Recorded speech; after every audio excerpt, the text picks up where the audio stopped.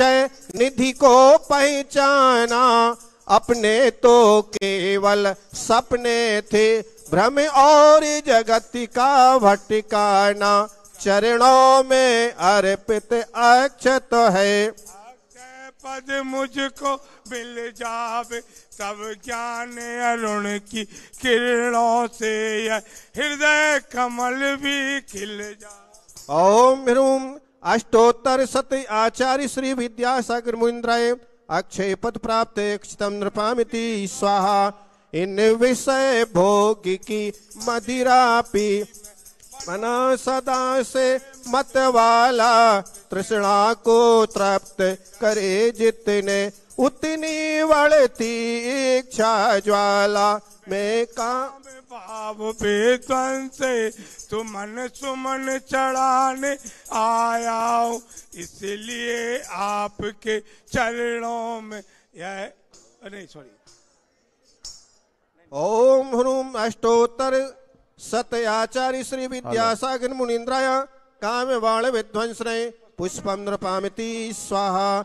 इस क्षुदारोग्य की व्यथा कथा भव भव में कहता आया हूँ। अति भक्ष अभक्ष बके फिर भी मन तृप्त नहीं कर पाया हूँ। नैवेद्य समर्पित करके मैं तृष्णा की भूख भगाऊंगा, अब और अधिक ना भटक सकूं, यह अंतर बोध जगाऊंगा। ओम रूम परम पूज्य आचार्य परमेष्ठी श्री विद्यासागर जी महामुनिन्द्राय नमः। क्षुधा रोग विध्वंसनाय दिव्य नैवेद्यम निरपामति।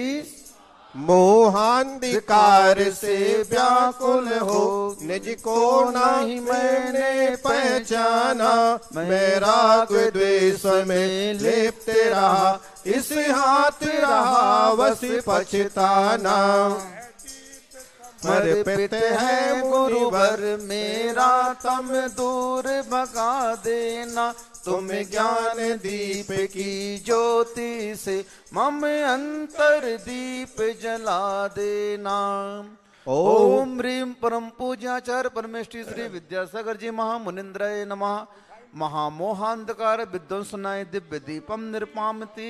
इन्हें अशुभ कर्म ने घेरा है, मैंने अब तक यह माना था, बस पाप कर्म तज पुण्य कर्म को चाह रहा अपनाना था। शुभ अशुभ कर्म सब रिपुदल हैं, मैं इन्हें जलाने आया हूँ, इसीलिए गुरु चरणों में अब धूप चढ़ाने आया हूँ। ओम ह्रीम परम पूज्य आचार्य परमेष्ठी श्री विद्यासागर जी महामुनिन्द्राय नमः।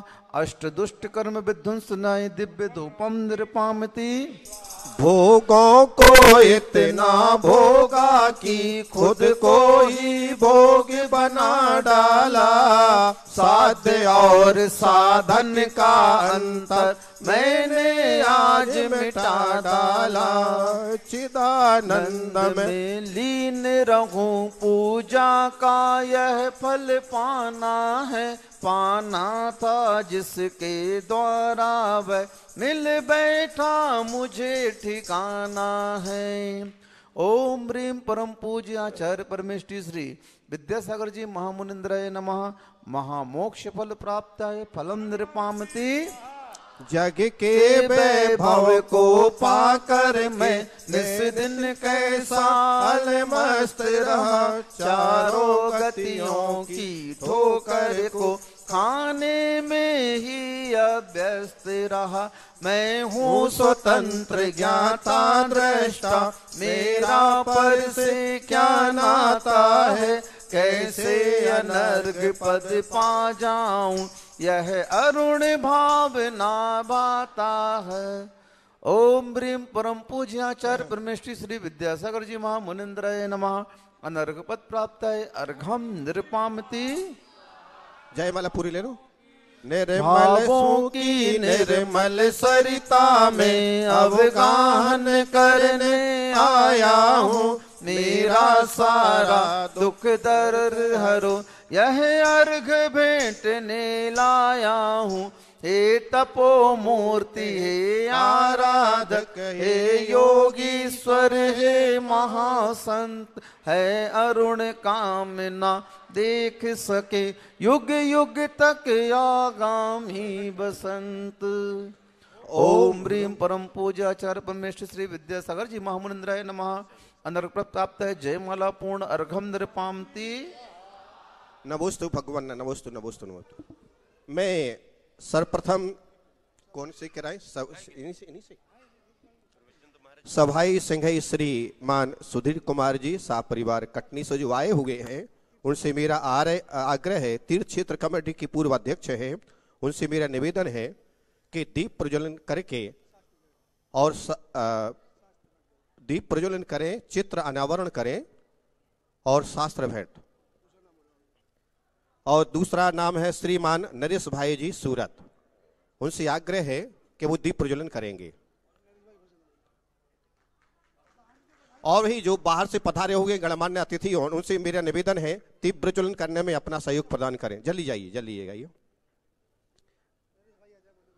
नरेश भाई जी सूरत से मेरा निवेदन है कृपया मंच पर आकर के दीप प्रज्वलन करने में सहयोग प्रदान करें। और आप सभी ताली की अनुमोदना से आप भी दीप प्रज्वलन कर सकते हैं। और शास्त्र भेंट करने के लिए मैं बुला रहा हूं हमारे सुधीर जी एवं सभी नरेश जी सूरत और सुधीर जी कटनी से मैं निवेदन कर रहा हूं, कृपया आचार्य श्री के संग में शास्त्र भेंट करके पुण्यार्जन करें। श्री सुधीर जी और नरेश जी साहब सूरत। श्रीमान उत्तम जी पाटनी जयपुर से मैं निवेदन कर रहा हूं, वो भी आकर के पूज्य श्री को शास्त्र भेंट करें। और आनंद जी अनिल जी बलाला से भी निवेदन कर रहा हूं, वो भी शास्त्र भेंट करें। और परम पूज्य आचार्य श्री के संघ में कर कमलों में शास्त्र भेंट के उपरांत मैं परम पूज्य मुनि श्री महासागर जी की पावन पवित्र चरणों में प्रार्थना पूर्वक निवेदन कर रहे हैं कि हम सभी को मंगल उद्बोधन दे करके, मंगल प्रवचन दे करके कृतार्थ करें पूज्य महासागर जी। नमोस्तु भगवान, नमोस्तु नमोस्तु। संग्रामपुर से जो समाज के गणमान्य अतिथि आए हैं, उनसे मेरे निवेदन है शास्त्र भेंट वो श्रीफल भेंट करके और पुण्यार्जन करें। पूज्य श्री को निवेदन। अडमो अरिहंताडम,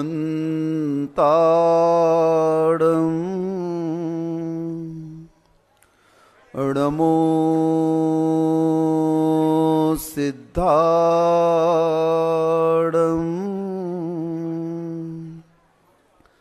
अडमो आयरियाडम,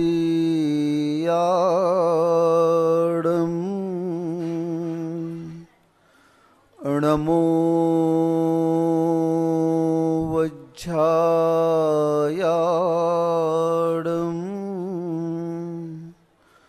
अडमो लोए सब साहूडम, हानित घटती आयु है पर पाप मति घटती नहीं, आई बूढ़ोती पर विषय से कामना हटती नहीं। मैं यत्न करता हूँ दवा मैं, धर्म मैं करता नहीं, दुर्मोह महिमा से ग्रसित हूँ, नाथ बच सकता नहीं। कुंडलपुर के बड़े बाबा की, चंदगरी के चंद्रप्रभ भगवान की, मम आराध्य परम पूज्य आचार्य परमेष्ठी श्री विद्यासागर जी महामुनिराज की, परम पूज्य अध्यापक मुनि श्री योग सागर जी, समता सागर जी, प्रसाद सागर जी महाराज जी की, समस्त आचार्य संघ की। हम लोग गुरुदेव के दर्शन की ओर आगे बढ़ रहे थे और गुरुदेव ने पूरे संघ को रोक लगा दी, कोई भी संघ यहाँ पर नहीं आएगा। लेकिन हमारे पूज्य निर्यापक मुनि समता सागर महाराज जी, उनका मन बहुत द्रवित हो रहा था और उन्होंने हम लोगों से कहा कि नहीं, गुरुदेव की आज्ञा तो आ चुकी है, लेकिन अपन थोड़ा सा और आगे बढ़। और हम लोग छुई खदान तक आकर के बैठ गए। अब यहाँ पर बैठे बैठे 7 दिन हो गया। अचानक एक दिन हमारे निष्कम सागर महाराज जी रात को 10 बजे आए। बोले महाराज जी दरवाजा खोलो। हम बोले क्या हो गया? बोले आचार्य जी का स्वास्थ्य अच्छा नहीं है, ऐसा हमने वीडियो में देखा आज की, तो अपन कल सुबह यहाँ से निकलेंगे। हम बोला ठीक है, बड़े महाराज जी से पूछ लेंगे। बोले हाँ, बड़े महाराज जी से पूछ करके अपन सवेरे यहाँ से बिहार करेंगे। पूज्य बड़े महाराज जी ने भी बैठ करके निर्णय लिया कि आज्ञा तो नहीं है भैया, क्या करें, चलो अपन लोग डोगरगढ़ शहर के मंदिर में जाकर के बैठ जाएंगे। अब आज्ञा नहीं है तो चूंकि संघ की परंपरा हमारी आज्ञा प्रधानी है, गुरुदेव हमेशा उस शिष्य को ज्यादा चाहते हैं जो गुरुदेव की आज्ञा का अंशतः पालन करते हैं। हम लोग वहां से बिहार करके इस ओर बढ़े और जैसे ही डूंगरगढ़ में प्रवेश हुआ, पूज्य योग सागर जी का संकेत आया कि आप लोग रात्रि विश्राम क्षेत्र में कर लें। हम लोग डायरेक्ट वहां पहुंच रहे थे, लेकिन उनके आदेश के अनुसार हम लोग यहाँ रुके, आहार करके पुनः हम लोग गुरुदेव के दर्शन की ओर आगे बढ़े। वहां पर पहुंच करके जैसे ही हम लोग गुरुदेव के दर्शन करते हैं दोपहर को सामायिक के बाद में, तो मैंने वंदना करने के उपरांत पूज्य गुरुदेव से कहा, हमने बोला गुरुदेव पूज्य समता सागर महाराज जी आप सत्संग आपके दर्शन करने के लिए आए हुए हैं, आप आशीर्वाद दें। नमोस्तु गुरुदेव नमोस्तु। आचार्य महाराज उठ गए, लेटे हुए थे। उठ करके जैसे कोई धूप में देखता है ना, ऐसे ऐसे करके हमारे पूज्य महाराज को देखने लगे, संघ को देखने लगे और पुनः देख करके लेट गए। हम लोगों ने निवेदन किया, गुरुदेव आज आप आहार पर नहीं उठे हैं, चलिए आहार पर शुद्धि कर लीजिए, थोड़ा सा जो भी आपको औषधि जल वगैरह लेना है ले लेंगे। आचार्य श्री के शब्द थे वहां पर, अभी नहीं। मैंने मात्र इतने ही शब्द गुरुदेव के वहां पर सुने थे। आचार्य श्री ने कहा अभी नहीं, बस, और हाथ को पलटा दिया। और उस दिन भी आचार्य महाराज ने बुद्धिपूर्वक उपवास ले लिया अपने आप में, क्योंकि जब पूज्य चंद्रप्रभु सागर महाराज जी से हमारी थोड़ी सी वार्ता हुई, चर्चा हुई, तो चंद्रप्रभु महाराज जी ने बोला कि जब हम लोग डोंगरगढ़ में थे तो आचार्य महाराज ने उनसे कहा एक दिन बुला करके, क्योंकि हमारे चंद्रप्रभु महाराज जी बहुत तपस्वी महाराज हैं, उनका एक आहार एक उपवास चलता रहता है हमेशा। तो महाराज को बुला करके आचार्य श्री कहते हैं कि देखो चंद्रप्रभु महाराज जी, आप छपक के कमरे में नहीं सोया करें। आचार्य श्री अपने आप को क्या कह रहे हैं? छपक कह रहे हैं। छपक किसे कहते हैं? जो संलेखना को स्वीकार कर लेता है उसे छपक कहते हैं शास्त्रीय भाषा में। बोले महाराज जी क्यों नहीं सोएंगे हम आपके कमरे में? बोले देखो, जो छपक होता है उनके कमरे में मजबूत महाराज चाहिए। कौन चाहिए? और आप एक आहार एक उपवास करते हैं, इसलिए आप कमजोर हैं और कमजोर महाराज को कभी भी व्यंतर पकड़ सकते हैं। हंस करके आचार्य महाराज ने ऐसा उनसे कहा। अब हमारे पूज्य चंद्रप्रभु सागर जी सतर्क हो गए, क्योंकि आचार्य जो होते हैं और जो बोलते हैं वो करते हैं। आचार्य महाराज ने जब अपने आप को छपक कहा तो हमारे चंद्रप्रभु महाराज जी सतर्क होकर के और थोड़ा सा गौर से उनकी चर्या देखने लगे। हम आप पूरा विश्व ये समझता था कि आचार्य महाराज बीमार हैं और बीमारी ने आचार्य महाराज को कमजोर बना दिया। नहीं, ये हम आपकी भूल है सबसे बड़ी। आचार्य महाराज कहीं से भी कमजोर नहीं थे। बीमारियां, रोग तो जो था तो था, क्योंकि वही रोग साधु के लिए परिसह में रखा गया है और वही परिसह साधु के कर्म निर्जरा का कारण हुआ करता है। आचार्य महाराज अपने शरीर से पूरी तरह से अवगत थे। वो अपने शरीर की स्थिति को पूरी तरह से जान रहे थे और हमारे पूज्य चंद्र प्रभु सागर भी सतर्क हो गए थे। हमारी जब उनसे बात हुई तो उन्होंने कहा कि जिस दिन से आचार्य महाराज जी ने मुझसे ये कहा है कि मैं छपक हूं और छपक के पास में मजबूत महाराज होना चाहिए, उस दिन से उन्होंने उपवास का त्याग कर दिया था। एक आहार एक उपवास करने वाले साधु ने उपवास का त्याग कर दिया और उनकी परिचर्या को बड़े ध्यान से देखने लगे और उन्होंने कहा कि आचार्य श्री ने बिल्कुल क्रम से संलेखना ली है। आगम में जो संलेखना का क्रम आता है उसी क्रम से आचार्य महाराज ने धीरे धीरे, क्योंकि हमारे आचार्य महाराज दुनिया को संलेखना कराने वाले हैं और उन्होंने जीवन में सतलेखन ही तो किया है। और क्या किया है? जिन्होंने जीवन में सतलेखन किया है उनको संलेखना लेनी नहीं पड़ती है, उनकी संलेखना तो अपने आप हो जाती है। लेकिन फिर भी आगम के अनुसार हमारे आचार्य महाराज बहुत सतर्क थे और उन्होंने क्रम क्रम से उस औषधि आहार आदि को कम किया।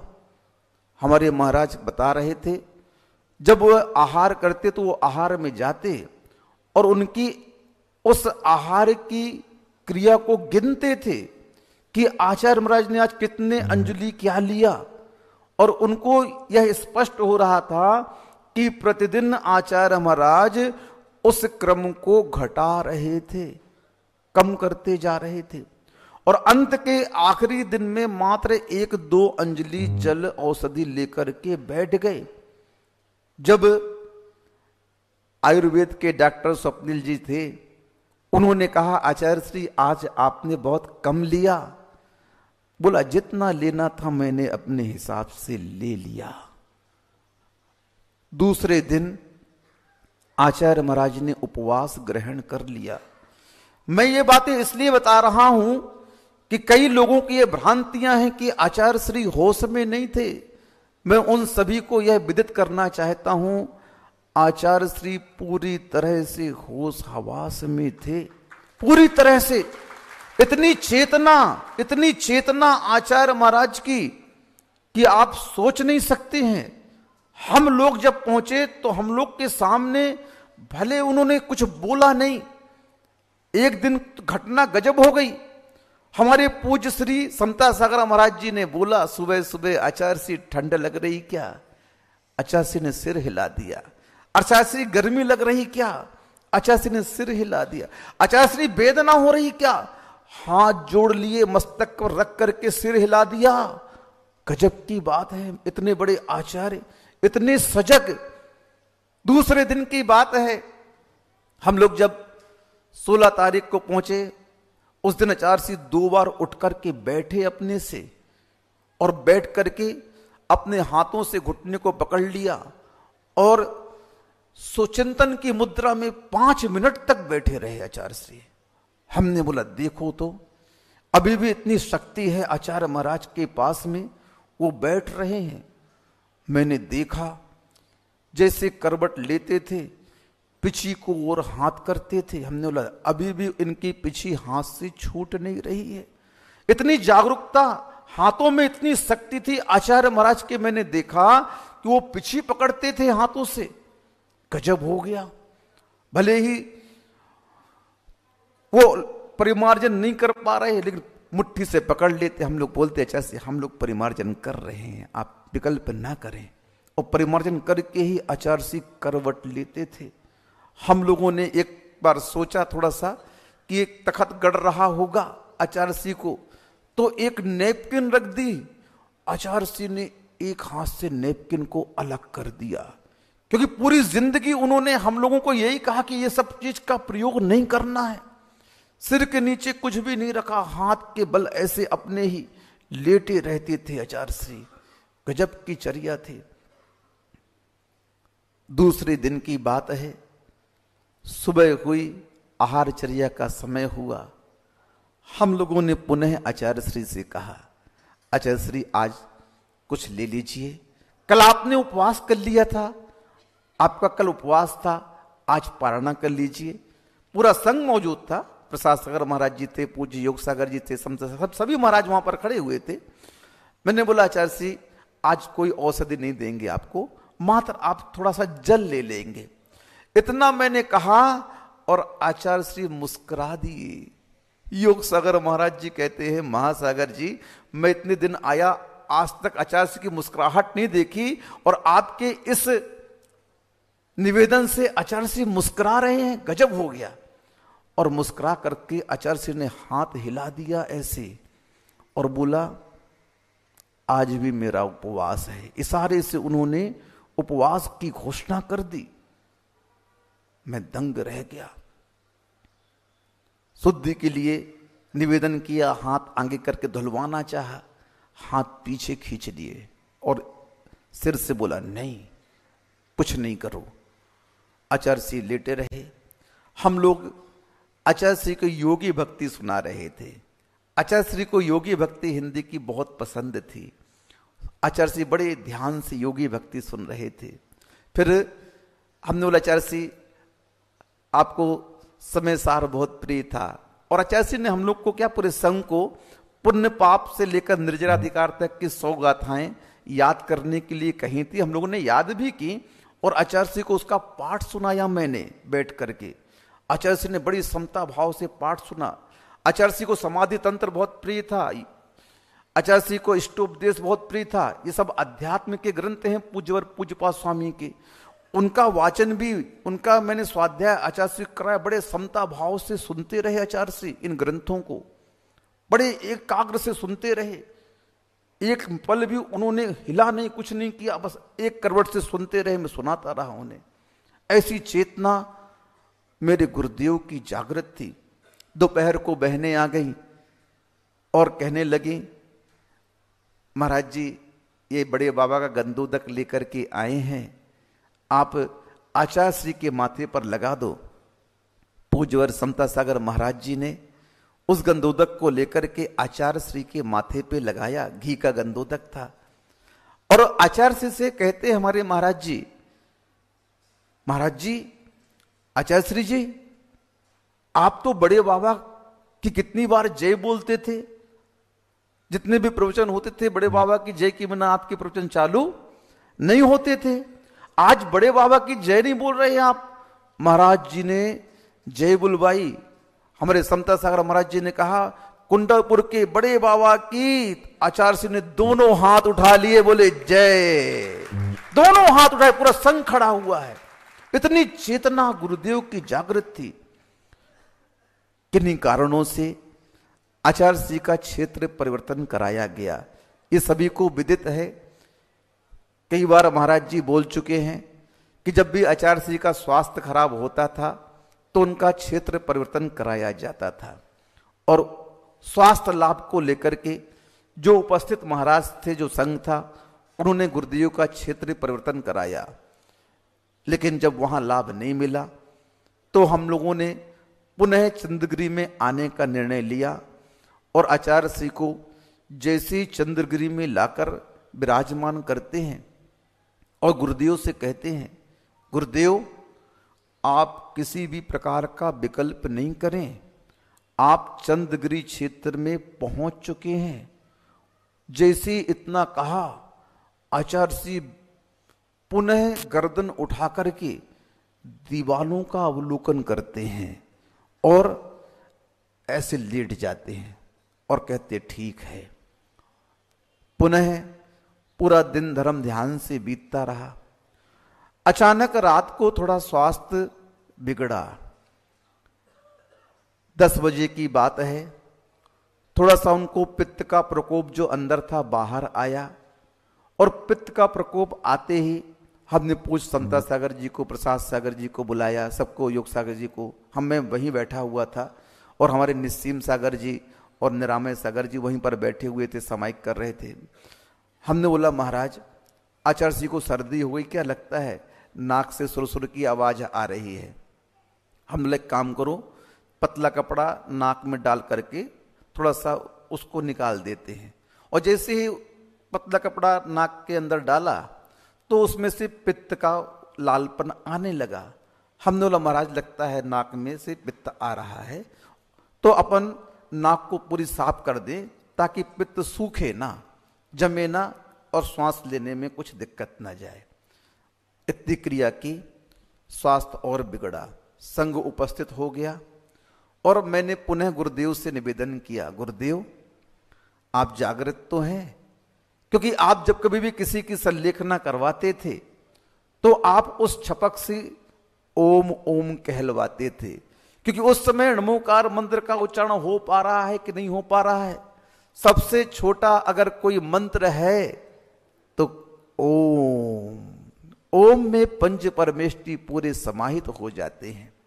आचार्य श्री ने जब मेरे उस बात को सुना और सुनकर के उन्होंने जवाब दिया कि मैं जागृत हूं, क्योंकि कई लोगों का कहना है कि आचार्य श्री को होश नहीं था। नहीं, कहने वालों को होश नहीं है, मेरे गुरुदेव को तो पूरा होश था, कहने वालों को होश नहीं है।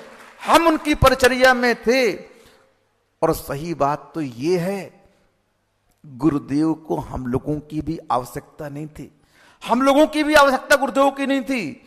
गुरुदेव तो अपने आप में स्वयं सक्षम थे अपनी संलेखना में, उन्हें समझाने की आवश्यकता नहीं थी, उन्हें संबोधन की आवश्यकता नहीं थी। ये तो हमारी एक भूल है, ये तो हमारा एक सौभाग्य है कि हमें उनकी परिचर्या करने का अवसर मिला। लेकिन गुरुदेव स्वयं में सावधान थे। अंत समय तक गुरुदेव का जो उपयोग था वह अपने आप में स्थिर था, पंच परमेष्टि में स्थिर था। एक समय भी गुरुदेव को हमने बिल्कुल भी किसी भी हालत में विक्षेप होते नहीं देखा।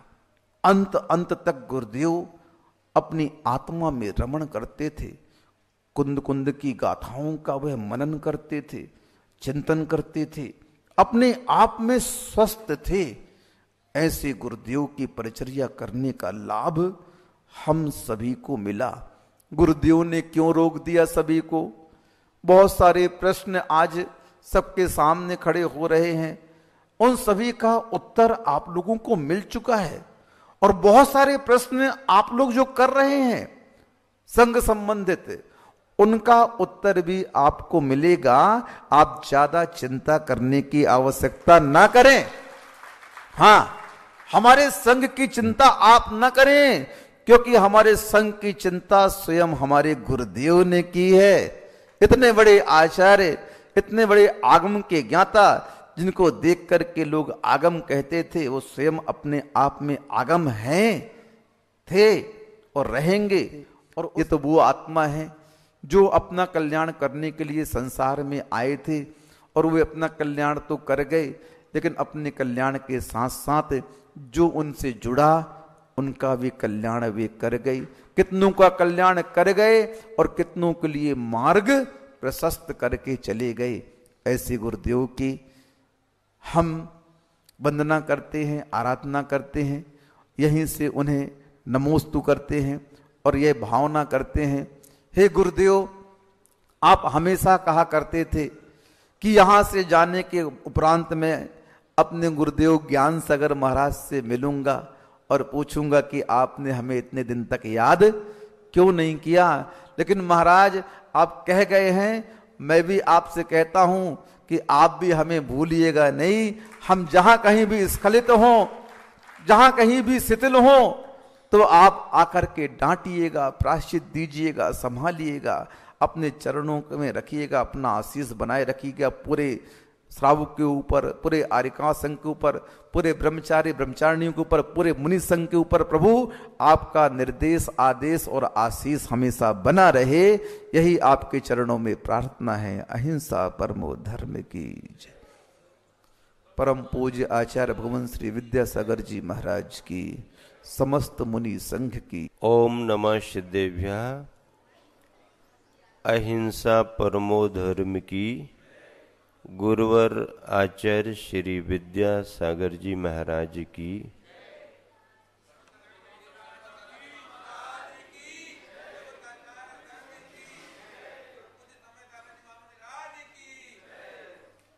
आप सभी ने अभी हमारे महासागर जी महाराज से अंतरंग को स्पर्श करने वाले विशिष्ट अनुभवों को सुना। उन्होंने जो भी कहा हम सबके भावों को द्रवित करने वाला है। शिष्य का समर्पण, गुरु की कृपा, जिन धर्म,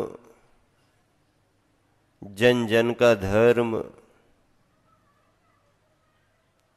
जिन शासन की प्रभावना,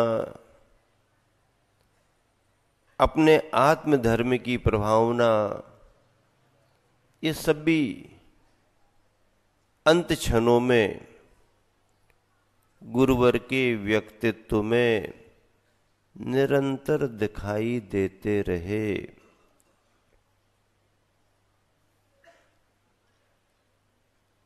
आप सबके पास भी अनेक अनुभव हैं, आप साझा करते हैं। हम लोगों के पास भी अनुभव बहुत हैं, समय समय पर आप सबको बताएंगे। सन 1980 से लेकर के 2024 बड़ा समय गुरुवर की छाया में बिताया है, बहुत मिला है। अभी महासागर जी महाराज कह रहे थे कि गुरुदेव अपने गुरुदेव के पास पहुंच गए हैं, इसमें सत्यता है। और वो बार बार यही कहते थे कि गुरुदेव हमें छोड़ करके चले गए हैं, लेकिन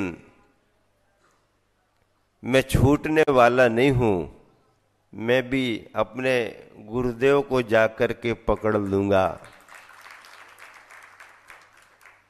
हम सब भी पीछे हटने वाले नहीं हैं, उसी राह पर आगे बढ़ेंगे और अपने गुरुदेव के चरण छोड़ने वाले नहीं हैं।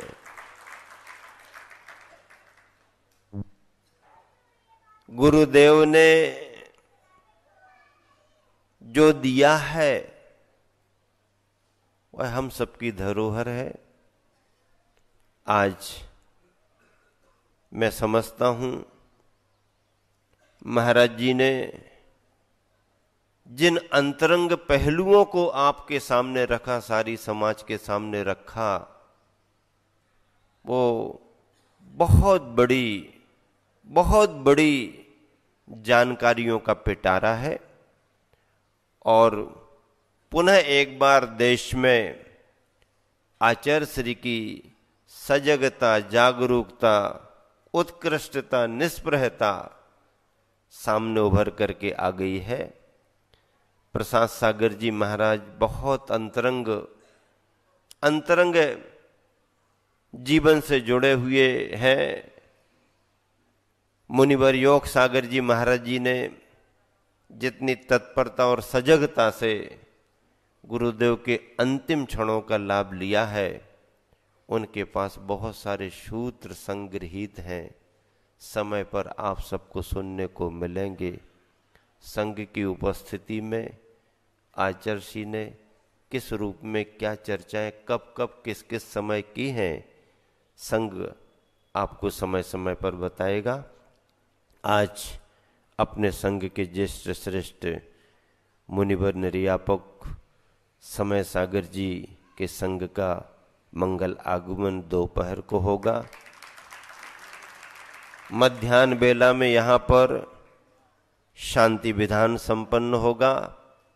विश्व शांति की कामना करने वाले महापुरुष महासंत की स्मृति में ये शांति विधान हो रहा है।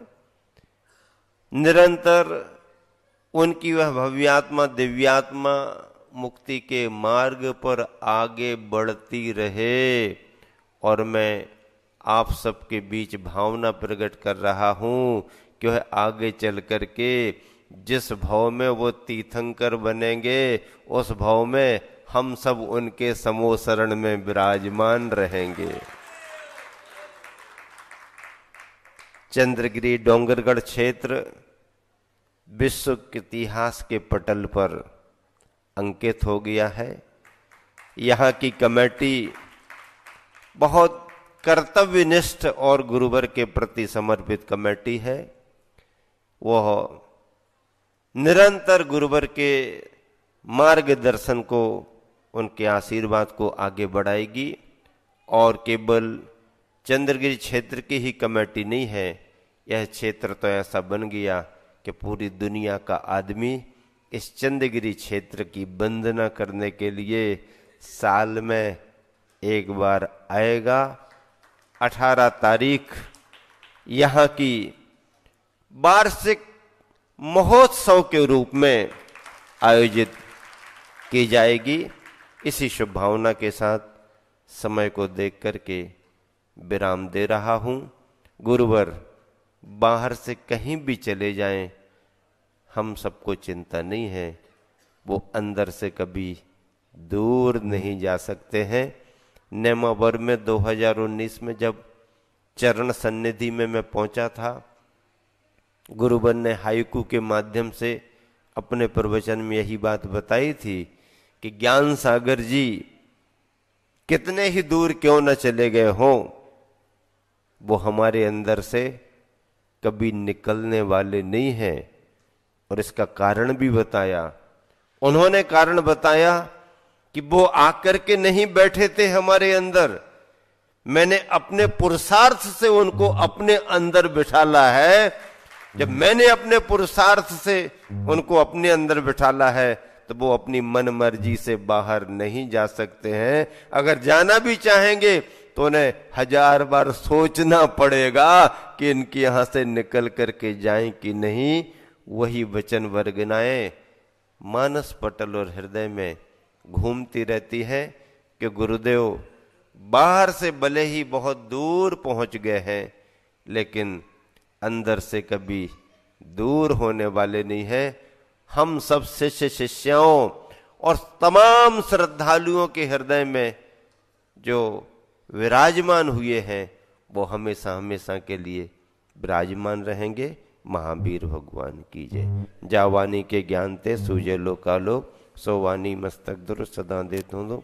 जय जिनवानी भारती तोह जपो दिन दैन, जो तेरो शरणांगे सोपा विश्चिन नौवान मुकार। अड़मो अरिहंताड़म,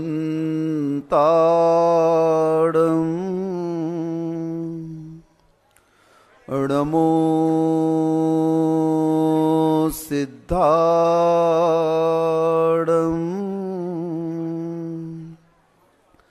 अड़मो आयरियाड़म,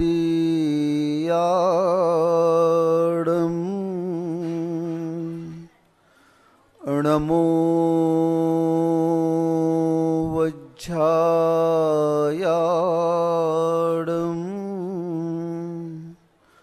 अड़मो लोए सब साहूड़म, हानित घटती आयु है पर पाप मति घटती नहीं, आई बूढ़ोती पर विषय से कामना हटती नहीं। मैं यत्न करता हूँ दवा मैं, धर्म मैं करता नहीं। दुर्मोह महिमा से ग्रसित हूँ, नाथ बच सकता नहीं। कुंडलपुर के बड़े बाबा की, चंदगिरी के चंद्रपर भगवान की, मम आराध्य परम पूज्य आचार्य परमेष्ठी श्री विद्यासागर जी महामुनिराज की, परम पूज्य निर्यापक मुनि श्री योग सागर जी, समता सागर जी, प्रसाद सागर जी महाराज की, समस्त आचार्य संघ की। हम लोग गुरुदेव के दर्शन की ओर आगे बढ़ रहे थे और गुरुदेव ने पूरे संघ को रोक लगा दी, कोई भी संघ यहाँ पर नहीं आएगा। लेकिन हमारे पूज्य निर्यापक मुनि समता सागर महाराज जी, उनका मन बहुत द्रवित हो रहा था और उन्होंने हम लोगों से कहा कि नहीं, गुरुदेव की आज्ञा तो आ चुकी है, लेकिन अपन थोड़ा सा और आगे बढ़। और हम लोग छुई खदान तक आकर के बैठ गए। अब यहाँ पर बैठे बैठे 7 दिन हो गया। अचानक एक दिन हमारे निष्कम सागर महाराज जी रात को 10 बजे आए। बोले महाराज जी दरवाजा खोलो। हम बोले क्या हो गया? बोले आचार्य जी का स्वास्थ्य अच्छा नहीं है, ऐसा हमने वीडियो में देखा आज की, तो अपन कल सुबह यहाँ से निकलेंगे। हम बोला ठीक है, बड़े महाराज जी से पूछ लेंगे। बोले हाँ, बड़े महाराज जी से पूछ करके अपन सवेरे यहाँ से बिहार करेंगे। पूज्य बड़े महाराज जी ने भी बैठ करके निर्णय लिया कि आज्ञा तो नहीं है भैया, क्या करें, चलो अपन लोग डोगरगढ़ शहर के मंदिर में जाकर के बैठ जाएंगे। अब आज्ञा नहीं है तो चूंकि संघ की परंपरा हमारी आज्ञा प्रधानी है, गुरुदेव हमेशा उस शिष्य को ज्यादा चाहते हैं जो गुरुदेव की आज्ञा का अंशतः पालन करते हैं। हम लोग वहां से बिहार करके इस ओर बढ़े और जैसे ही डूंगरगढ़ में प्रवेश हुआ, पूज्य योग सागर जी का संकेत आया कि आप लोग रात्रि विश्राम क्षेत्र में कर लें। हम लोग डायरेक्ट वहां पहुंच रहे थे, लेकिन उनके आदेश के अनुसार हम लोग यहाँ रुके, आहार करके पुनः हम लोग गुरुदेव के दर्शन की ओर आगे बढ़े। वहां पर पहुंच करके जैसे ही हम लोग गुरुदेव के दर्शन करते हैं दोपहर को सामायिक के बाद में, तो मैंने वंदना करने के उपरांत पूज्य गुरुदेव से कहा, हमने बोला गुरुदेव, पूज्य समता सागर महाराज जी आप सत्संग आपके दर्शन करने के लिए आए हुए हैं, आप आशीर्वाद दें। नमोस्तु गुरुदेव, नमोस्तु। आचार्य महाराज उठ गए, लेटे हुए थे। उठ करके जैसे कोई धूप में देखता है ना, ऐसे ऐसे करके हमारे पूज्य महाराज को देखने लगे, संघ को देखने लगे और पुनः देख करके लेट गए। हम लोगों ने निवेदन किया, गुरुदेव आज आप आहार पर नहीं उठे हैं, चलिए आहार पर शुद्धि कर लीजिए, थोड़ा सा जो भी आपको औषधि जल वगैरह लेना है ले लेंगे। आचार्य श्री के शब्द थे वहां पर, अभी नहीं। मैंने मात्र इतने ही शब्द गुरुदेव के वहां पर सुने थे। आचार्य श्री ने कहा अभी नहीं, बस, और हाथ को पलटा दिया। और उस दिन भी आचार्य महाराज ने बुद्धिपूर्वक उपवास ले लिया अपने आप में, क्योंकि जब पूज्य चंद्रप्रभु सागर महाराज जी से हमारी थोड़ी सी वार्ता हुई, चर्चा हुई, तो चंद्रप्रभु महाराज जी ने बोला कि जब हम लोग डोंगरगढ़ में थे तो आचार्य महाराज ने उनसे कहा एक दिन बुला करके, क्योंकि हमारे चंद्रप्रभु महाराज जी बहुत तपस्वी महाराज हैं, उनका एक आहार एक उपवास चलता रहता है हमेशा। तो महाराज को बुला करके आचार्य श्री कहते हैं कि देखो चंद्रप्रभु महाराज जी, आप छपक के कमरे में नहीं सोया करें। आचार्य श्री अपने आप को क्या कह रहे हैं? छपक कह रहे हैं। छपक किसे कहते हैं? जो सल्लेखना को स्वीकार कर लेता है उसे छपक कहते हैं शास्त्रीय भाषा में। बोले महाराज जी क्यों नहीं सोएंगे हम आपके कमरे में? बोले देखो, जो छपक होता है उनके कमरे में मजबूत महाराज चाहिए। कौन चाहिए?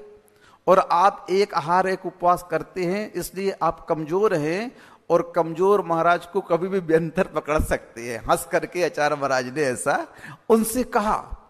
अब हमारे पूज्य चंद प्रभु सागर जी सतर्क हो गए, क्योंकि आचार्य जो होते हैं और जो बोलते हैं वो करते हैं। आचार्य महाराज ने जब अपने आप को छपक कहा तो हमारे चंद प्रभु महाराज जी सतर्क होकर के और थोड़ा सा गौर से उनकी चर्या देखने लगे। हम आप पूरा विश्व ये समझता था कि आचार्य महाराज बीमार हैं और बीमारी ने आचार्य महाराज को कमजोर बना दिया। नहीं, ये हम आपकी भूल है सबसे बड़ी। आचार्य महाराज कहीं से भी कमजोर नहीं थे। बीमारियां, रोग तो जो था तो था, क्योंकि वही रोग साधु के लिए परिसह में रखा गया है, और वही परिसह साधु के कर्म निर्जरा का कारण हुआ करता है। आचार्य महाराज अपने शरीर से पूरी तरह से अवगत थे। वो अपने शरीर की स्थिति को पूरी तरह से जान रहे थे, और हमारे पूज्य चंद प्रभु सागर भी सतर्क हो गए थे। हमारी जब उनसे बात हुई तो उन्होंने कहा कि जिस दिन से आचार्य महाराज जी ने मुझसे ये कहा है कि मैं छपक हूं और छपक के पास में मजबूत महाराज होना चाहिए, उस दिन से उन्होंने उपवास का त्याग कर दिया था। एक आहार एक उपवास करने वाले साधु ने उपवास का त्याग कर दिया और उनकी परिचर्या को बड़े ध्यान से देखने लगे। और उन्होंने कहा कि आचार्य श्री ने बिल्कुल क्रम से सल्लेखना ली है। आगम में जो सल्लेखना का क्रम आता है उसी क्रम से आचार्य महाराज ने धीरे धीरे, क्योंकि हमारे आचार्य महाराज दुनिया को सल्लेखना कराने वाले हैं, और उन्होंने जीवन में सतलेखन ही तो किया है। और क्या किया है? जिन्होंने जीवन में सतलेखन किया है उनको सल्लेखना लेनी नहीं पड़ती है, उनकी सल्लेखना तो अपने आप हो जाती है। लेकिन फिर भी आगम के अनुसार हमारे आचार्य महाराज बहुत सतर्क थे, और उन्होंने क्रम क्रम से उस औषधि आहार आदि को कम किया। हमारे महाराज बता रहे थे, जब वह आहार करते तो वो आहार में जाते और उनकी उस आहार की क्रिया को गिनते थे कि आचार्य महाराज ने आज कितने अंजलि क्या लिया, और उनको यह स्पष्ट हो रहा था कि प्रतिदिन आचार्य महाराज उस क्रम को घटा रहे थे, कम करते जा रहे थे, और अंत के आखिरी दिन में मात्र 1-2 अंजलि जल औषधि लेकर के बैठ गए। जब आयुर्वेद के डॉक्टर स्वप्निल जी थे, उन्होंने कहा आचार्य श्री आज आपने बहुत कम लिया। बोला जितना लेना था मैंने अपने हिसाब से ले लिया। दूसरे दिन आचार्य महाराज ने उपवास ग्रहण कर लिया। मैं ये बातें इसलिए बता रहा हूं कि कई लोगों की ये भ्रांतियां हैं कि आचार्य श्री होश में नहीं थे। मैं उन सभी को यह विदित करना चाहता हूं, आचार्य श्री पूरी तरह से होश हवास में थे, पूरी तरह से। इतनी चेतना आचार्य महाराज की कि आप सोच नहीं सकते हैं। हम लोग जब पहुंचे तो हम लोग के सामने भले उन्होंने कुछ बोला नहीं, एक दिन घटना गजब हो गई। हमारे पूज्य श्री समता सागर महाराज जी ने बोला सुबह सुबह आचार्य श्री ठंड लग रही क्या? आचार्य श्री ने सिर हिला दिया। आचार्य श्री गर्मी लग रही क्या? आचार्य श्री ने सिर हिला दिया। आचार्य श्री वेदना हो रही क्या? हाथ जोड़ लिए, मस्तक पर रख करके सिर हिला दिया। गजब की बात है, इतने बड़े आचार्य, इतने सजग। दूसरे दिन की बात है, हम लोग जब 16 तारीख को पहुंचे, उस दिन आचार्य श्री 2 बार उठ करके बैठे अपने से, और बैठ करके अपने हाथों से घुटने को पकड़ लिया और सुचिंतन की मुद्रा में 5 मिनट तक बैठे रहे आचार्य श्री। हमने बोला देखो तो अभी भी इतनी शक्ति है आचार्य महाराज के पास में, वो बैठ रहे हैं। मैंने देखा जैसे करवट लेते थे पिछी को और हाथ करते थे। हमने बोला अभी भी इनकी पिछी हाथ से छूट नहीं रही है। इतनी जागरूकता, हाथों में इतनी शक्ति थी आचार्य महाराज के। मैंने देखा कि वो पिछी पकड़ते थे हाथों से। गजब हो गया। भले ही वो परिमार्जन नहीं कर पा रहे लेकिन मुट्ठी से पकड़ लेते। हम लोग बोलते अच्छा से हम लोग परिमार्जन कर रहे हैं, आप विकल्प ना करें। और परिमार्जन करके ही आचार्य श्री करवट लेते थे। हम लोगों ने एक बार सोचा थोड़ा सा कि एक तखत गड़ रहा होगा आचार्य श्री को, तो एक नैपकिन रख दी।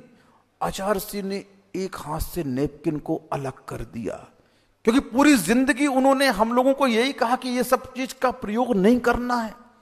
सिर के नीचे कुछ भी नहीं रखा, हाथ के बल ऐसे अपने ही लेटे रहते थे आचार्य श्री। गजब की चर्या थी। दूसरे दिन की बात है, सुबह हुई, आहार चर्या का समय हुआ। हम लोगों ने पुनः आचार्य श्री से कहा आचार्य श्री आज कुछ ले लीजिए। कल आपने उपवास कर लिया था, आपका कल उपवास था, आज पारणा कर लीजिए। पूरा संघ मौजूद था, प्रसाद सागर महाराज जी थे, पूज्य योग सागर जी थे, सभी महाराज वहां पर खड़े हुए थे। मैंने बोला आचार्य श्री आज कोई औषधि नहीं देंगे आपको, मात्र आप थोड़ा सा जल ले लेंगे। इतना मैंने कहा और आचार्य श्री मुस्कुरा दिए। योग सागर महाराज जी कहते हैं महासागर जी मैं इतने दिन आया, आज तक आचार्य श्री की मुस्कुराहट नहीं देखी, और आपके इस निवेदन से आचार्य श्री मुस्कुरा रहे हैं, गजब हो गया। और मुस्कुरा करके आचार्य श्री ने हाथ हिला दिया ऐसे और बोला आज भी मेरा उपवास है। इशारे से उन्होंने उपवास की घोषणा कर दी। मैं दंग रह गया। शुद्धि के लिए निवेदन किया, हाथ आगे करके धुलवाना चाहा, हाथ पीछे खींच दिए और सिर से बोला नहीं कुछ नहीं करो। आचार्य श्री लेटे रहे। हम लोग आचार्य श्री को योगी भक्ति सुना रहे थे। आचार्य श्री को योगी भक्ति हिंदी की बहुत पसंद थी। आचार्य श्री बड़े ध्यान से योगी भक्ति सुन रहे थे। फिर हमने बोला आचार्य श्री आपको समय सार बहुत प्रिय था, और आचार्य श्री ने हम लोग को क्या पूरे संघ को पुण्य पाप से लेकर निर्जराधिकार तक की 100 गाथाएं याद करने के लिए कही थी। हम लोगों ने याद भी की और आचार्य श्री को उसका पाठ सुनाया मैंने बैठ करके। आचार्य श्री ने बड़ी समता भाव से पाठ सुना। आचार्य श्री को समाधि तंत्र बहुत प्रिय था। आचार्य श्री को इष्टोपदेश बहुत प्रिय था। ये सब अध्यात्म के ग्रंथ हैं पूज्यवर पूज्यपाद स्वामी के। उनका वाचन भी, उनका मैंने स्वाध्याय आचार्य श्री कराया। बड़े समता भाव से सुनते रहे आचार्य श्री इन ग्रंथों को, बड़े एकाग्र से सुनते रहे। एक पल भी उन्होंने हिला नहीं, कुछ नहीं किया, बस एक करवट से सुनते रहे। मैं सुनाता रहा उन्हें। ऐसी चेतना मेरे गुरुदेव की जागृत थी। दोपहर को बहनें आ गई और कहने लगी महाराज जी ये बड़े बाबा का गंदोदक लेकर के आए हैं, आप आचार्य श्री के माथे पर लगा दो। पूज्यवर समता सागर महाराज जी ने उस गंदोदक को लेकर के आचार्य श्री के माथे पे लगाया। घी का गंदोदक था। और आचार्य श्री से कहते हमारे महाराज जी आचार्य श्री जी आप तो बड़े बाबा की कितनी बार जय बोलते थे, जितने भी प्रवचन होते थे बड़े बाबा की जय के बिना आपके प्रवचन चालू नहीं होते थे। आज बड़े बाबा की जय नहीं बोल रहे हैं आप। महाराज जी ने जय बुलवाई। हमारे समता सागर महाराज जी ने कहा कुंडलपुर के बड़े बाबा की। आचार्य श्री ने दोनों हाथ उठा लिए, बोले जय। दोनों हाथ उठाए, पूरा संघ खड़ा हुआ है। इतनी चेतना गुरुदेव की जागृत थी। किन्हीं कारणों से आचार्य श्री का क्षेत्र परिवर्तन कराया गया, ये सभी को विदित है। कई बार महाराज जी बोल चुके हैं कि जब भी आचार्य श्री का स्वास्थ्य खराब होता था तो उनका क्षेत्र परिवर्तन कराया जाता था। और स्वास्थ्य लाभ को लेकर के जो उपस्थित महाराज थे, जो संघ था, उन्होंने गुरुदेव का क्षेत्र परिवर्तन कराया, लेकिन जब वहां लाभ नहीं मिला तो हम लोगों ने पुनः चंद्रगिरी में आने का निर्णय लिया और आचार्य श्री को जैसे चंद्रगिरी में लाकर विराजमान करते हैं और गुरुदेव से कहते हैं, गुरुदेव आप किसी भी प्रकार का विकल्प नहीं करें, आप चंद्रगिरी क्षेत्र में पहुंच चुके हैं। जैसे इतना कहा, आचार्य श्री पुनः गर्दन उठा करके दीवालों का अवलोकन करते हैं और ऐसे लेट जाते हैं और कहते ठीक है। पुनः पूरा दिन धर्म ध्यान से बीतता रहा। अचानक रात को थोड़ा स्वास्थ्य बिगड़ा। 10 बजे की बात है। थोड़ा सा उनको पित्त का प्रकोप जो अंदर था बाहर आया और पित्त का प्रकोप आते ही हमने पूछ समता सागर जी को, प्रसाद सागर जी को बुलाया, सबको, योग सागर जी को। मैं वहीं बैठा हुआ था और हमारे निस्सीम सागर जी और निरामय सागर जी वहीं पर बैठे हुए थे, समाइक कर रहे थे। हमने बोला, महाराज आचार्य जी को सर्दी हो गई क्या, लगता है नाक से सुरसुर की आवाज आ रही है। हम बोले काम करो, पतला कपड़ा नाक में डाल करके थोड़ा सा उसको निकाल देते हैं। और जैसे ही पतला कपड़ा नाक के अंदर डाला तो उसमें से पित्त का लालपन आने लगा। हमने बोला, महाराज लगता है नाक में से पित्त आ रहा है, तो अपन नाक को पूरी साफ कर दें ताकि पित्त सूखे ना, जमे ना और श्वास लेने में कुछ दिक्कत ना जाए। इतनी क्रिया की, स्वास्थ्य और बिगड़ा। संग उपस्थित हो गया और मैंने पुनः गुरुदेव से निवेदन किया, गुरुदेव आप जागृत तो हैं, क्योंकि आप जब कभी भी किसी की संलेखना करवाते थे तो आप उस छपक से ओम ओम कहलवाते थे, क्योंकि उस समय नमोकार मंत्र का उच्चारण हो पा रहा है कि नहीं हो पा रहा है। सबसे छोटा अगर कोई मंत्र है तो ओम, ओम में पंच परमेष्टि पूरे समाहित हो जाते हैं। आचार्य श्री ने जब मेरे उस बात को सुना और सुनकर के उन्होंने जवाब दिया कि मैं जागृत हूं, क्योंकि कई लोगों का कहना है कि आचार्य श्री को होश नहीं था। नहीं, कहने वालों को होश नहीं है, मेरे गुरुदेव को तो पूरा होश था, कहने वालों को होश नहीं है। हम उनकी परिचर्या में थे। और सही बात तो यह है, गुरुदेव को हम लोगों की भी आवश्यकता नहीं थी, हम लोगों की भी आवश्यकता गुरुदेव की नहीं थी। गुरुदेव तो अपने आप में स्वयं सक्षम थे अपनी संलेखना में। उन्हें समझाने की आवश्यकता नहीं थी, उन्हें संबोधन की आवश्यकता नहीं थी। ये तो हमारी एक भूल है, ये तो हमारा एक सौभाग्य है कि हमें उनकी परिचर्या करने का अवसर मिला। लेकिन गुरुदेव स्वयं में सावधान थे। अंत समय तक गुरुदेव का जो उपयोग था वह अपने आप में स्थिर था, पंच परमेष्टि में स्थिर था। एक समय भी गुरुदेव को हमने बिल्कुल भी किसी भी हालत में विक्षेप होते नहीं देखा। अंत तक गुरुदेव अपनी आत्मा में रमण करते थे, कुंद कुंद की गाथाओं का वह मनन करते थे, चिंतन करते थे, अपने आप में स्वस्थ थे। ऐसे गुरुदेव की परिचर्या करने का लाभ हम सभी को मिला। गुरुदेव ने क्यों रोक दिया सभी को? बहुत सारे प्रश्न आज सबके सामने खड़े हो रहे हैं, उन सभी का उत्तर आप लोगों को मिल चुका है। और बहुत सारे प्रश्न आप लोग जो कर रहे हैं संघ संबंधित, उनका उत्तर भी आपको मिलेगा। आप ज्यादा चिंता करने की आवश्यकता ना करें। हां, हमारे संघ की चिंता आप ना करें, क्योंकि हमारे संघ की चिंता स्वयं हमारे गुरुदेव ने की है। इतने बड़े आचार्य, इतने बड़े आगम के ज्ञाता, जिनको देख करके लोग आगम कहते थे, वो स्वयं अपने आप में आगम हैं, थे और रहेंगे। और उस आगम की चर्या करने वाले संघ की व्यवस्था करके जाते हैं। हर कुछ उन्होंने व्यवस्थित किया है। सभी प्रकार से आगम में जो एक आचार्य के लिए कर्तव्य रूप कहा जाता है, उस कर्तव्य को आचार्य महाराज ने बखूबी निभाया है। कहीं भी आचार्य महाराज ने उस कर्तव्य को छोड़ा नहीं है। अब ये बात अलग है कि आप उनके निर्देशन का पालन ना करें तो ये आपकी कनिष्ठता कहलाएगी, ये आपका दुर्भाग्य कहलाएगा। इसीलिए गुरुदेव की स्थिति शुरू से लेकर अंत तक सजग थी। गुरुदेव स्वयं में सावधान थे और उन्होंने स्वयं को छपक के रूप में स्वीकार किया और उन्होंने क्रम से अपनी संलेखना की है। इसलिए ऐसे आचार्य महाराज की संलेखना को लेकर के कोई भी शंका प्रश्न आदि नहीं करना चाहिए। उनकी चर्या के साक्षी हम लोग तो थे ही थे, लेकिन साथ में देव भी थे। आप लोगों को पता नहीं कितने देव आए।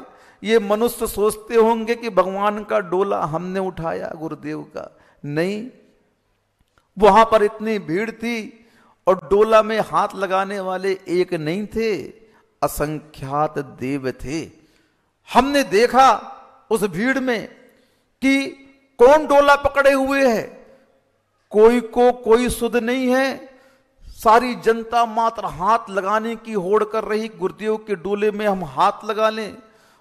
हाँ, और उस अव्यवस्थित अवस्था में अगर देखा जाता तो डोला कभी भी पलट सकता था, लेकिन देवों ने आकर के उस डोले को थामा है और गुरुदेव हवा में विहार करके गए। जैसे पानी की लहरें आती जाती है ना, वैसे गुरुदेव का डोला कहीं यहां जाए, कहीं वहां जाए, कहीं वहां जाए। कोई व्यवस्थित करने वाला नहीं था मनुष्यों में। ये व्यवस्था अंत समय में भी देवों ने आकर के संभाली।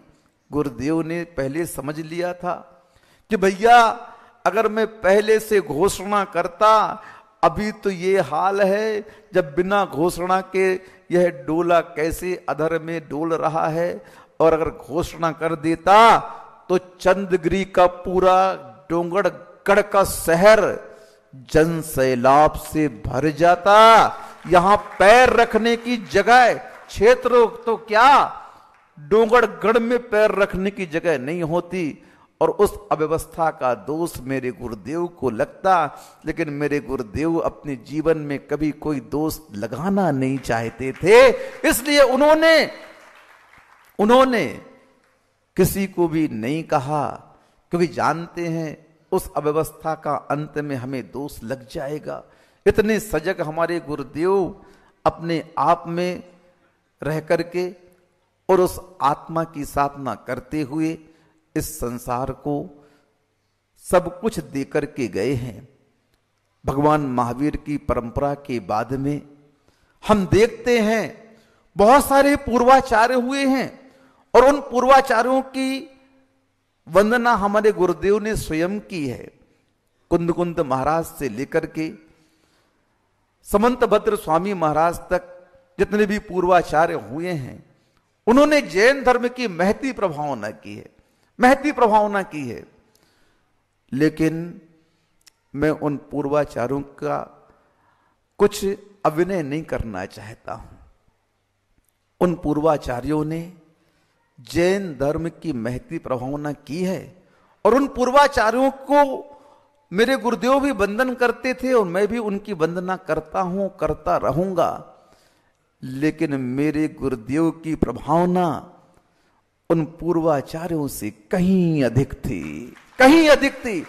उन पूर्वाचार्यों ने तो मात्र जैन धर्म की प्रभावना की है, मात्र धर्म के बारे में सोचा है, लेकिन मेरे गुरुदेव ने जन जन के बारे में सोचा है। आज गुरुदेव के इस कर्तृत्व को कोई भुला नहीं पाएगा, चाहे वह जीव दया का क्षेत्र हो, चाहे वह प्रतिभा स्थली का क्षेत्र हो, चाहे वह स्वास्थ्य संबंधी आयुर्वेद संबंधी पूर्ण आयु का क्षेत्र हो, चाहे वह जैन धर्म की प्रभावना संबंधित इन जिनालयों के निर्माण का प्रसंग हो, चाहे वह हथकरघा का प्रसंग हो, चाहे वह पूर्ण मैत्री का प्रसंग हो। ऐसा कोई भी क्षेत्र आचार्य श्री का इस भारतवर्ष में अछूता नहीं रहा जिसके बारे में गुरुदेव ने सोचा ही ना हो। हाँ, प्रशासनिक क्षेत्र से लेकर अनुशासन क्षेत्र खुलवाए, अनुशासन संस्था खुलवाई आचार्य ने। जब कुंडलपुर में आचार्य महाराज के पास में गृह मंत्री आए अमित शाह जी, तो उन्होंने सोचा होगा ये जैन धर्म के आचार्य हैं, जैन धर्म की चर्चा करेंगे। लेकिन आचार्य महाराज ने उनसे धर्म की चर्चा नहीं की, बल्कि राष्ट्र के बारे में विचार करते रहे, हिंदी भाषा के बारे में बोलते रहे, हथकरघा के बारे में बोलते रहे, भारत की अर्थव्यवस्था के बारे में बोलते रहे, भारत की शिक्षा नीति के बारे में चर्चा करते रहे। आधे घंटे के लिए आया वह होम मिनिस्टर है, हाँ, कितने 3 घंटे तक बैठा रहा। गृह मंत्री कितने घंटे तक बैठा रहा? कितना व्यस्त कार्यक्रम। भारत का गृह मंत्री आधे घंटे के लिए आया और अंत में क्या कह के जाता है? मैं तो सोचा था कि ये आचार्य धर्म की चर्चा करेंगे, लेकिन मैंने आज तक ऐसे आचार्य नहीं देखे। इन्होंने धर्म की कोई चर्चा नहीं की, इनका सारा चिंतन राष्ट्र के विकास का था। हां, यहां तो छोड़ो, मूक दया के क्षेत्र में कोई बात नहीं, लेकिन उन अपराधियों के बारे में भी हमारे गुरुदेव ने कितना सोचा। देखो तो, तिहाड़ जेल के अंदर जहां खूंखार कैदी रहते हैं, उनके लिए हथकरघा खुलवा करके उन्हें आजीविका दे दी।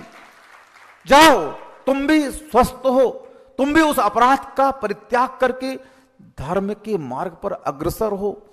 क्या सोच थी आचार्य भगवान की! कोई भी इतनी विस्तृत सोच वाला इस कलिकाल में हो नहीं सकता है। ऐसे ही जन जन के कल्याण की भावना करने वाले तीर्थंकर प्रगति का बंद करते हैं। गुरुदेव ने अपने चिंतन में कहा कई बार, तत्वार सूत्र की वाचना के दौरान गुरुदेव कहते थे कि तत्वार सूत्र के अनुसार आज भी परिणामों को जन कल्याण की भावना में लगा करके तीर्थंकर प्रकृति का बंद किया जा सकता है। सिद्धांत में हालांकि केवली दुगंते यह शब्द आ जाता है, केवली के श्रुत केवली के पाद मूल में ही जन कल्याण की भावना करती हुई तीर्थंकर प्रकृति का बंद होता है। लेकिन पूज्य और उमा स्वामी महाराज ने तत्वार सूत्र में इसके स्वामी की कोई व्याख्या नहीं की, और उस व्याख्या के चिंतन को लेकर के आचार्य महाराज ने कई बार कहा कि आज भी उन भावनाओं से ओतप्रोत होकर के तीर्थंकर प्रकृति का बंद हम कर सकते हैं। गुरुदेव की भावना हमेशा देखी हम लोगों ने, उन्होंने कभी भी किसी का प्रतिकार नहीं किया, कभी भी किसी का तिरस्कार नहीं किया, कभी भी किसी का अपमान नहीं किया। हर परिस्थितियों में वे सकारात्मक सोच रखते थे। कोई भी घटना होती, उनके ऊपर होती चाहे दूसरे के ऊपर होती, मात्र वे कर्म का उदय कह करके छोड़ देते। क्या कहते? कर्म का उदय है, क्या कर सकता हूं, मैंने कुछ किया होगा, मैंने किसी का कुछ किया होगा। क्योंकि कर्म कभी भी किसी भी के साथ में मैत्री नहीं करता है, कभी भी किसी के साथ दुश्मनी नहीं करता है। कर्म तो कर्म हुआ करता है और कर्म कर्ता का अनुसरण करता है। किसका अनुसरण करता है? कर्म कर्ता का अनुसरण करता है। कर्ता जैसे परिणाम करता है, कर्म उसको उसी के अनुसार फल देता है। मेरे गुरुदेव ने कभी आज तक किसी की प्रतिकार की भावना नहीं रखी, कभी किसी के अहित की भावना नहीं रखी। जीवन भर उन्होंने जन कल्याण की, जनहित की भावना रखी। अंत तक उन्होंने विहार करते हुए जब आ रहे थे तो रास्ते में रायपुर पड़ा, वहां का भी कल्याण किया, पाषाण मंदिर का आशीर्वाद दिया। रास्ते में राजनाथ गांव पड़ा, चंद्रकांत जी वहां के हैं, वहां पर भी उसी निमित्त को लेकर के गए। यहां पर भी आए। देखो आप लोग थोड़ा सोचो, चिंतन करो। जब तक गुरुदेव के पैरों में शक्ति थी, प्रतिदिन आशीर्वाद देने बाहर आए। आए कि नहीं आए? रोज का वीडियो आप देखते थे, हम भी देखते थे। अब बताओ, इनसे बड़ा करुणा का, दया का धारी कौन हो सकता है संसार में। ऐसे गुरुदेव की सजगता के बारे में आप लोग बिल्कुल भी विकल्प ना करें। हमारे गुरुदेव, हम पूरा संघ साक्षी है और हम लोग के सामने अंतिम चेतना तक उन्होंने ओंकार का उच्चारण किया और उसी के उपरांत उनके प्राणांत हुए। ऐसे गुरुदेव के चरणों में हम सभी का बारंबार नमोस्तु। भारतवर्ष क्या, विश्व महावीर स्वामी के इतिहास में आज तक ऐसी गुरु परंपरा देखी है, लेकिन जितनी प्रभावना मेरे गुरु ने की है उतनी प्रभावना पूर्वाचार्यों के माध्यम से आज तक हम नहीं कह सकते कि हुई है।